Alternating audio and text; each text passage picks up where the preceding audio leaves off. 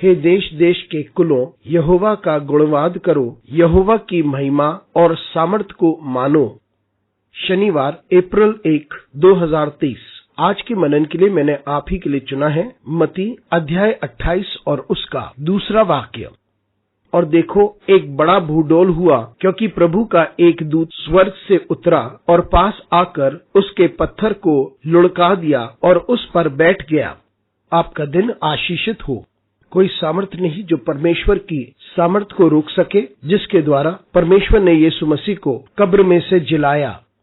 आइए इस वाक्य पर मनन करते हैं। आज की सुबह का विषय है, ऐसी कोई सामर्थ नहीं जो अधिक बलशाली हो।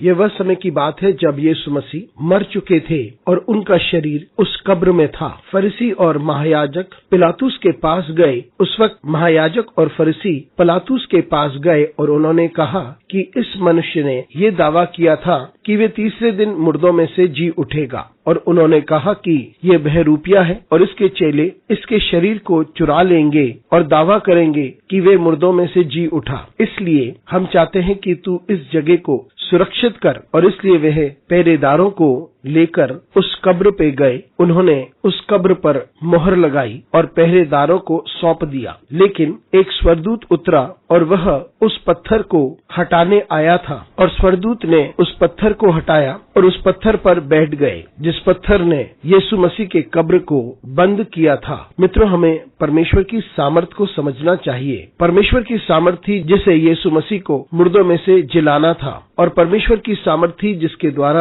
हर पत्थर को हटाया जाए जो यीशु मसीह को बंद कर रही थी। और वहाँ स्वर्गदूत उस पत्थर पर बैठकर इस बात की घोषणा कर रहा था कि यीशु मसीह की सामर्थ को कोई रोक नहीं सकता।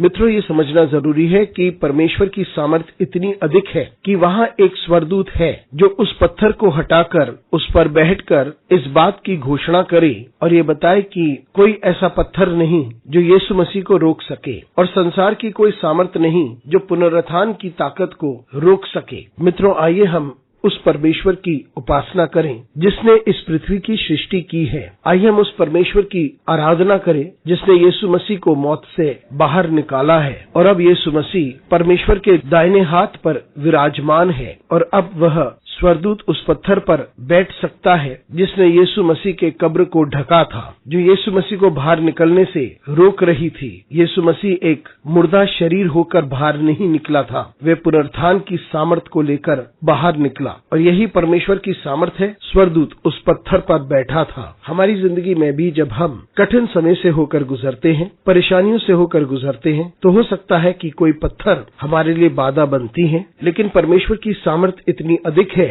कि वह एक स्वर्गदूत को भेजता है और स्वर्गदूत उस बाधा को हटाता है और उस बाधे के ऊपर बैठ जाता है। इसी बात को समझना जरूरी है। आज जब हम इस अप्रैल महीने में प्रवेश करते हैं, तो आइए हम परमेश्वर की सामर्थ को याद रखें। हमारे सामने जो भी बाधाएं आ रही हैं, वे सभी हटाई जाएंगी, परमेश्वर के नाम से हटाई जाएंगी। अनुग्रहकारी परमेश्वर स्वर्गीय पिता, तुझे धन्यवाद देते हैं, तेरी स्तुति करते हैं, तेरा आदर करते हैं और तेरी महिमा करते हैं। हमारी सहायता कर परमेश्वर, ताकि हम इस बात को समझ सकें कि तेरी सामर्थ इस दुनिया की सारी सामर्थों से बढ़कर है। हमारे साथ परमेश्वर तू बना रहे। यीशु मसीह के नाम से मांगते हैं, आमीन।